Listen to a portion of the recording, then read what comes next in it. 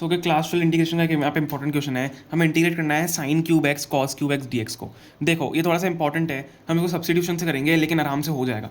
ठीक है, कैसे होगा, देखो साइन क्यूब एक्स ले लो और कॉस क्यूब एक्स जो हमारे पास है उसको क्या लिखो, कॉस स्क्वायर एक्स, एक को कॉस स्क्वायर एक्स ले लो और साथ ही में इंटू में कॉस एक्स ले लो। ठीक है, सेम ही बात है, मैंने इसको बस सेपरेट कर दिया।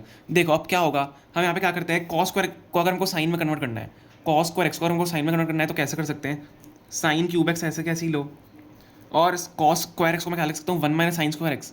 ठीक है, क्योंकि आइडेंटिटी होती है cos square x plus sine square x equal to one, या sine square x plus cos square x equal to one. तो ये आइडेंटिटी होती है कॉस स्क्वायर एक्स की, one minus sine square x. मैं इसको ऐसे इस फॉर्म में लिख सकता हूँ, मतलब साइन के फॉर्म में, इंटू कॉस एक्स हमारा है ही। ठीक है, अब क्या होगा, मैं यहाँ पे क्या करूँगा, मैं साइन एक्स को सब्सटीट्यूट कर दूंगा, मतलब साइन एक्स को मैं टी ले लूँगा। तो sine x let sine x is equal to t. तो आप डिफ्रेंशिएशन करते हो, जब सब्सटीट्यूट करते हो तो साइन एक्स को डिफ्रेंशिएशन क्या होगा, कॉस एक्स। साइन एक्स का डिफ्रेंशिएशन क्या होता है, कॉस एक्स होगा। तो हम यहाँ पे क्या करेंगे, साइन एक्स का डिफ्रेंशिएशन हमने कॉस एक्स कर लिया, cos x d x is equal to d t की वो साइड डिफ्रेंशिएशन होता है। तो अब आप देख सकते हो कॉस एक्स डी एक्स मेरे को यहाँ पे दिख रहा है, कॉस एक्स डी एक्स मेरे को यहाँ पे दिख रहा है, उसकी जगह मैं क्या डाल सकता हूँ, डी टी डाल सकता हूँ, और साइन एक्स की जगह मैं क्या डाल सकता हूँ, टी डाल सकता हूँ।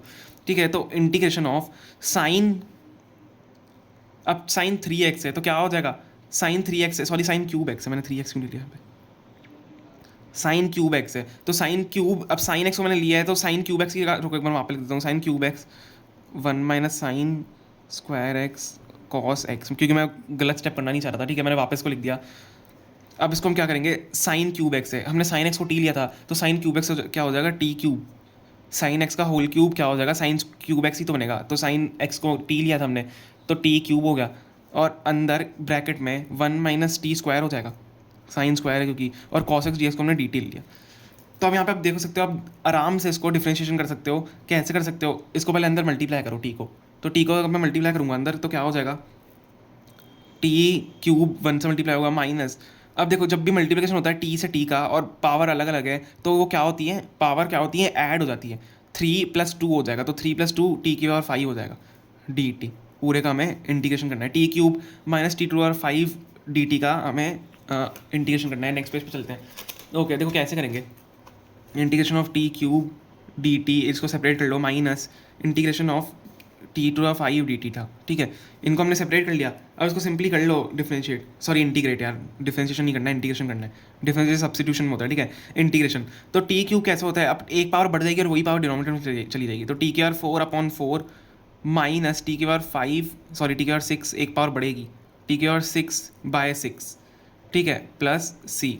अब हमने टी की जगह क्या लिया था, हमने टी को क्या लिया था, हमने टी को साइन एक्स लिया था, तो वापस से टी की जगह साइन एक्स डाल दो, तो साइन 4x/4।